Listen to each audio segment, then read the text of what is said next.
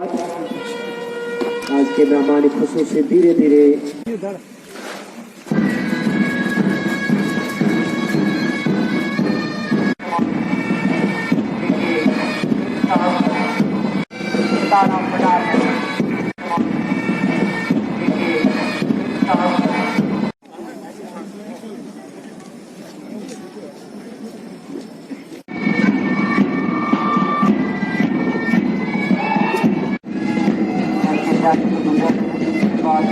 अशारिया 40 करोड़ रुपए है। 22 मजदूरों की रजिस्ट्रेशन की गई।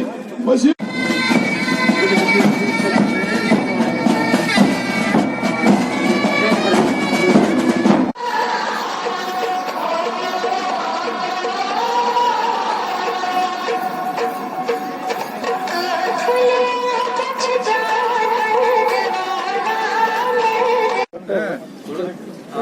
हो गया। नहीं वहीं पे दूसरी पोजीशन जिसने हासिल की है